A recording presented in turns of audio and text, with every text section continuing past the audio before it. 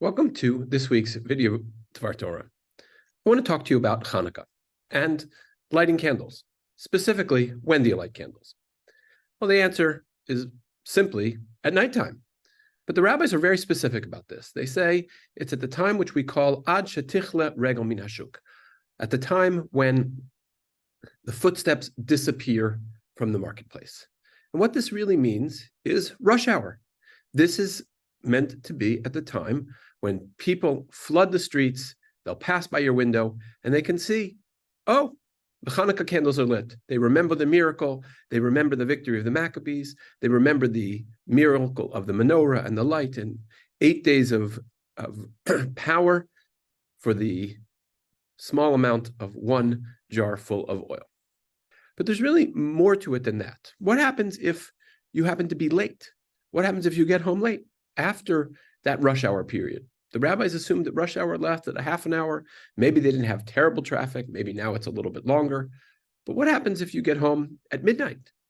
So most of the rabbis say you still light until midnight because even though it's not rush hour, there's still plenty of traffic in the street. There are plenty of people to see your menorah until midnight. But what happens if it gets even later? The very latest you can light, according to all opinions, is before dawn. Once you get to dawn, once the sun rises, well, then you can't light anymore. But what's so interesting is that the Mishnah Berurah, Rabbi Yisrael Meir Kaganoff, who writes one of the most important halachic compendiums, says that if you get home late at night, 2 o'clock, 3 o'clock, he doesn't specify, he just says everybody's sleeping.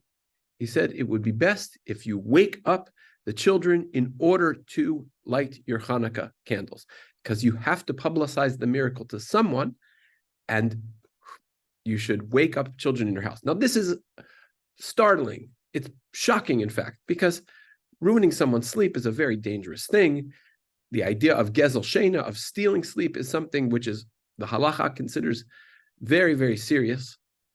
I have to assume that the reason Rabbi Kaganoff felt that it was important is because the miracle of Chanukah is important to share. This year, I'm going to suggest that it's doubly important. This year, the miracle of Chanukah is not just the story of the Maccabees, but it's also a little bit of our ability to assert a sense of Jewish pride, the fact that we will not cower in the face of darkness, that we will not cower in the face of anti-Semitism, and some of the very hateful things that are being said and practiced, even here in Canada. Where are we going to do this? We're going to do this at the Art Gallery. On the very first night of Chanukah, on December the 7th, we're all going to gather here where we have gathered so many times in order to show not just our own community, but the broader community, that we are uniting together for the light, that we are proud, that there is much to stand behind, that Israel's values are the world's values. Many of you have been to the Silber family Agam menorah lighting that has taken place many, many years now. At least 20, the 20 that I've been here, and probably even longer than that. It is important for us to come down. I want to ask you to get up on the lift, but it's important for us to come down for this event on Thursday, December the 7th, 5:30 p.m.